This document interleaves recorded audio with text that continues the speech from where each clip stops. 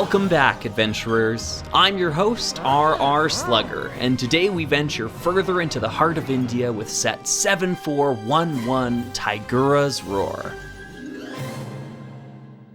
Dr. Kilroy makes his Orient expedition debut within this set and is sporting a suitable paisley green vest. Paired with his white suit and pith helmet, he has a colonial look that was quite indicative of the era. Speaking of which, Orient Expedition goes to great lengths to establish where events transpire, but does it make similar efforts to communicate when? Indeed it does. Within the German radio play produced alongside the toy line, we learn that the Orient Expedition takes place in the year 1925. This tracks pretty well for the most part, and can help ground these sets in a meaningful way. Obviously, there are still all sorts of nonsensical elements. These are toys after all, but as stated in my primer episode, I really do appreciate how this series strives for a sense of realism within the setting. There are other pieces of supporting evidence to reinforce this date as well. This stickered element depicts Johnny Thunder holding the Regau Ruby, the ultimate prize from his first adventure. Below it is the conspicuous date 1922. By lining up all of the adventurer sub-themes together, we can use these two established dates to infer when the others took place. Voila! Granted, this sticker originates from a Scooby-Doo set of all things, so take it with a grain of salt. But one must admit that the math seems fairly intentional here. For me, I love the idea that Johnny and the gang get together and go on a new adventure every summer. If the LEGO Group was to ever give us another adventurer sub-theme, I would love to see it take place in 1926 to keep this trend going. There was one conflicting date offered in the early days of this LEGO theme though. Within the original German radio plays, we learned that the gang's trip to Egypt took place in 1910, which seems to blow my theory out of the water. However, this adventure doesn't even feature Johnny Thunder. Instead, the protagonist is someone known as Joe Freeman, along with Linda Lovely and Professor Articus. That Scooby-Doo set is sounding more and more legitimate all the time. LEGO media from this era is full of conflicting canon, so it'll be up to us to decide which to use. In any case, I like the look of this, but use whatever floats your fancy. LEGO is a toy that empowers imagination. The adventure happens on your terms, and only when you deem it to be most fun. Thanks for watching, everyone. I've been your host, R.R. Slugger, and I'll see you next. Getting back to the set at hand, Tygurah's Roar introduces us to the brick-built big figs that'll appear throughout each region in this sub-theme. The eponymous Tygurah is included here in all its glory, complete with front and back printing, the only one of the trio to feature such elaborate details. Where would a tiger be without its tail? Tygurah even features a clip for one of these as well. By disassembling the big fig, we can see all the parts used in its construction. It's perhaps hard to tell from the photos, but these pieces are not of any color currently used by the LEGO Group. What you're looking at here is actually one of my favorite retired colors, Earth Orange. While it wouldn't survive the looming color purge that would sweep through the company in a couple years, Earth Orange offers a nice muted shade that blends nicely with some of LEGO's less overt colors. Unfortunately, it's nearly impossible to build with, as Tygurah actually features two of the only pieces ever created in this color that could be considered anywhere near a traditional system element. The vast majority of this color's limited brick pool consists of parts like these, and I'll surprise no one by saying that all these elements are set exclusive. The arms and legs, while color swapped throughout the sub-theme, wouldn't survive beyond Orient Expedition, and I kind of feel that's a shame. There was an opportunity here for creating other brick-built big figs in a similar vein, though obviously there simply wasn't a need. Tygurah's soulless eyes, or rather lack thereof, are often cited as a grievance some have with this figure. Personally, I think it's fine. Remember, this era of LEGO was filled with animals that didn't feature facial printing like we receive nowadays, for good and for bad. Tygurah remains monstrous, and in my opinion, benefits from the lack of printed googly eyes that it would have received had it been made today. Before I move on, remember when I mentioned that despite having a reputable setting, the Orient Expedition still featured nonsensical elements? Well, Tygurah is one of those. I wasn't able to find any sort of legitimate mythos surrounding this character or another being of its description. Normally, I wouldn't think too much of this and take it at face value, but the existence of the Yeti gives me pause. I mean the existence of the Lego Yeti, not the real one. The fact that this big fig is based on a real legend— oh, it's a real legend— makes me wonder if Tygurah and Junchi were as well. If you have any information that could steer me in the right direction here, please let me know. With all that out of the way, let's take a look at the main build here. Situated atop a bright green 8x16 base plate, Tygurah's Roar is home to the legendary Sunstone. oh, it's a real No, this one's fictitious. In order to reach the Sunstone, Dr. Kilroy is gonna have to brave a series of traps. Firstly, he needs to be fast enough to avoid the lunging Tygurah. If his nimble bricks don't fail him, he must now escape the elevated platform before it gives way to the snake pit below.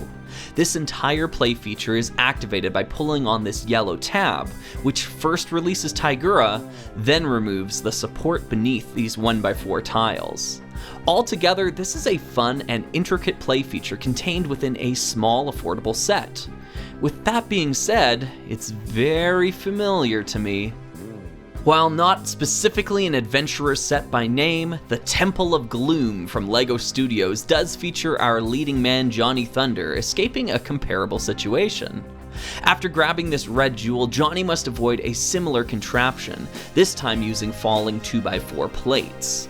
This may not make for as spectacular a display, but the plates trade glitz for functionality. It's far easier to reset a trap consisting of 4 big plates than it is to align twice as many small tiles. It may not be entirely fair to compare these two sets, as Tygurah's Roar has nearly double the number of pieces to work with, but I think it's almost impossible not to draw similarities between them. Temple of Gloom falls squarely into my idea of a perfect LEGO set. Just enough detail to get the idea across, and a well-integrated play feature to tie it all together. It even has a one-up on Tygurah's Roar, as it allows you to run the trap in reverse. I must admit though, for whatever reason, I view this set through a ridiculously rose-colored lens. As for Tygurah's Roar, it definitely stands as an upgrade on many fronts while keeping the spirit of the original alive. In addition to recreating the trap itself, there are now new ways to sabotage its operation. At the front of the walkway rest 2 torches that Dr. Kilroy can use to his advantage. By situating a torch in between these yellow tabs, Tygurah's trap is truly thwarted. Curiously, there's also a conspicuous earth orange Technic brick on one side of the structure. Placing a torch here stops Tygurah from lunging, but still allows the walkway to fall out. Strange, but it gets even stranger in a minute. For now though, let's take a look at the rest of the edifice. These large single-piece dark orange columns lead to an arch adorned with curved swords, both of which were brand new molds created for Orient Expedition. I'd say this printed piece at the top of the spire is set exclusive, however, it was also included in the Orient Expedition clock set that released alongside the theme. Like all LEGO clocks though, the rarity of this one would make even Chief blush, so I think it's fair to deem this one set exclusive, bearing a small technicality. Overall, this set echoes its predecessor by delivering on an idea with enough detail to be convincing and incorporating a solid play feature, in my opinion. Now, imagine the potential of a modern redesign with twice as many pieces to work with. A new adventurer sub-theme set in 1926, I'm telling ya! Along with the set itself, Tygurah's Roar also came with 3 playing cards for the Orient Expedition board game. While only the 3 temple sets contained enough pieces to play the game properly, some of the smaller outings contained cards so that they could be integrated as well. We'll go over the game in greater detail once we reach the Scorpion Palace, but let's take a quick look at what's included here. First up, we have the mighty Tygurah itself. Below the artwork, we can see the 3 skills used in the Orient Expedition board game: luck, speed, and strength. In order to beat Tygurah in a head-on fight, your character must be able to best them in one of these skills, and the primary way to improve your odds of doing so is to collect items around the game board. Our second card, the Torch, does exactly this, granting you a +1 bonus to your character's strength. In addition, some items have hidden properties that can come in handy when attempting to overcome challenges. For example, our final card features the trap mechanism that Dr. Kilroy must surmount in order to secure the Sunstone. You can choose to attempt the challenge with either your luck or speed, but sadly, strength will do no good here. However, if the Torch is in our possession, we can use that item to automatically bypass the challenge entirely and acquire the Sunstone for ourselves. We'll go into what exactly works and doesn't work about this board game at a later date, but I just wanted to circle back to that Technic brick I mentioned earlier. Many of the traps we'll see throughout the series feature these optional bypass elements in order to cooperate with the board game. This one, though, is not mentioned at all on the card and thus strikes me as somewhat peculiar. It seems the designers went out of their way to place it here, but the final results leave it redundant. One place where we do see this Earth Orange Technic brick used is in this alternate build. I don't plan on taking on every single alternate build in Orient Expedition, at least not yet, but these two seemed interesting to me given their play features.